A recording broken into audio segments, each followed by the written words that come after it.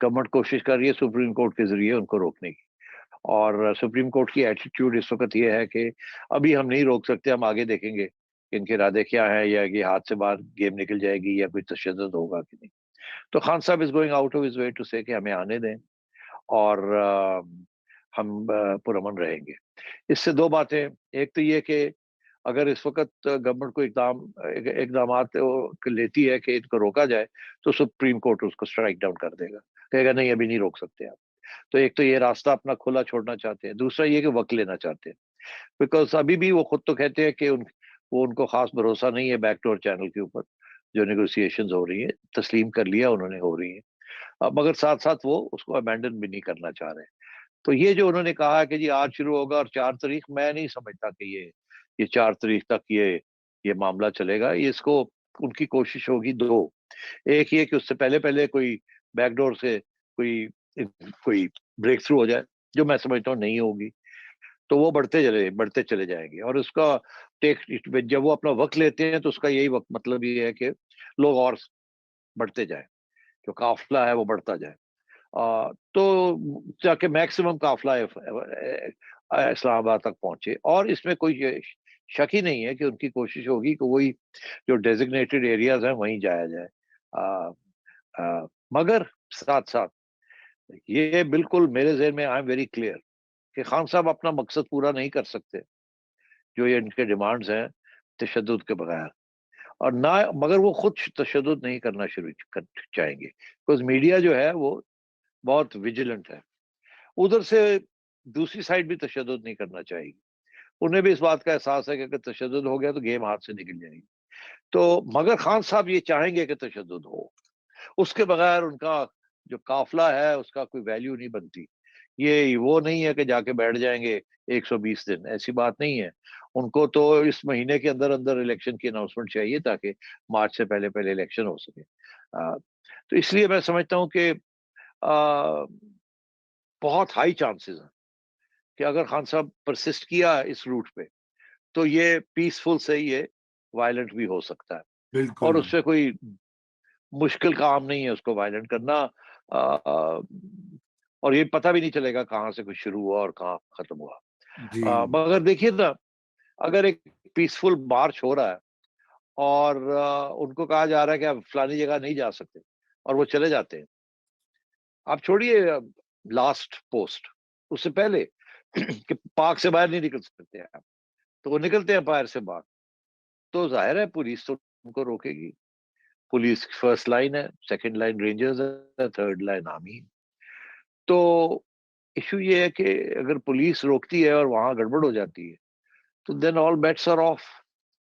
अच्छा, अब सूरत यह है कि अगर ऑल बेट्स आर ऑफ, तो क्या रेंजर्स जो हैं वो only a line of defence होंगे, या they will move on to the attack? हम्म।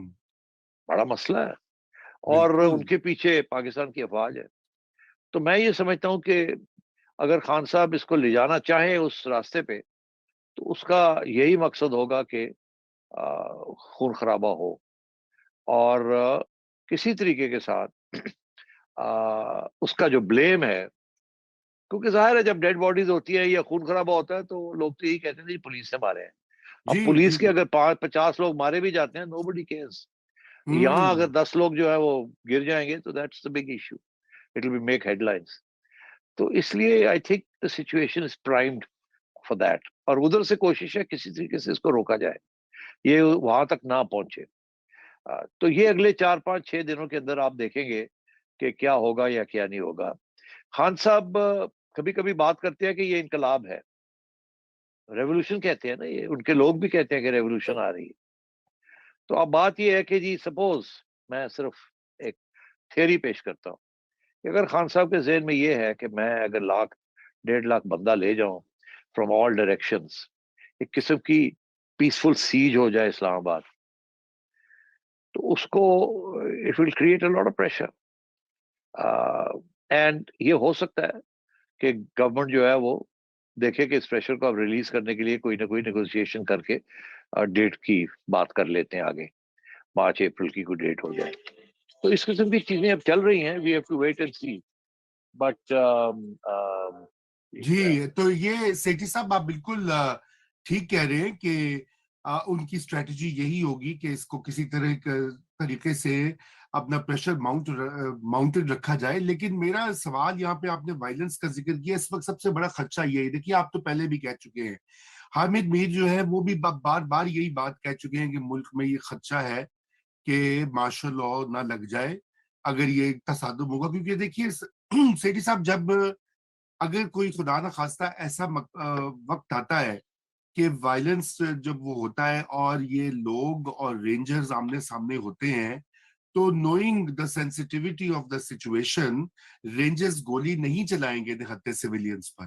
ठीक है जी, उनको ऑर्डर, ये तो एक थ्रेट होता है फोर्स का, वो गोली नहीं चलाएंगे और ना चलानी चाहिए बिल्कुल। तो उस उस पूरे पॉइंट के ऊपर क्या ऑप्शंस होगी? देखिए ना, ये बड़ी एक दिलचस्प भी और एक गंभीर सूरत हाल भी बन रही है एज वी गो अलोंग, क्योंकि अभी तो खैर आगाज हुआ है, हम बहुत आगे शायद हो सकता है उससे आधे रास्ते में कोई बैकडोर, कोई इनकी बातचीत हो जाए, जिसका खैर इम्कान नहीं लग रहा कल के बाद। लेकिन अगर ये सिचुएशन आती है, ये कॉन्फ्रंटेशन वाली, PTI workers, Imran Khan versus the rangers, उस वक्त फिर क्या आर्मी की क्या ऑप्शंस होगी? What will the army do? Rangers देखिए, इज द आर्मी। यस, बात यह है कि खान साहब के जहन में क्या है, मेरे हाँ। जहन में नहीं, खान साहब के जहन में क्या है। हाँ। खान साहब के जहन में अर्दोगान, हाँ बिल्कुल, अर्दोगान, हाँ ठीक, कि इनकलाब। Turn the guns around. Hmm. अवाम के सामने अगर वो एक इतना बड़ा फ्लड आ रहा है, तो अवाम के सामने turn the rangers around. Why do you think DG ISI ने ये बात कही है? मैंने आपसे पहले जिक्र किया कि this is as much a message for his own side as it is for the other side. तो इसलिए there is a hmm. Huge danger that if hmm. Discipline breaks hmm. Because of popular pressure, फिर बहुत खतरनाक situation हो जाएगी।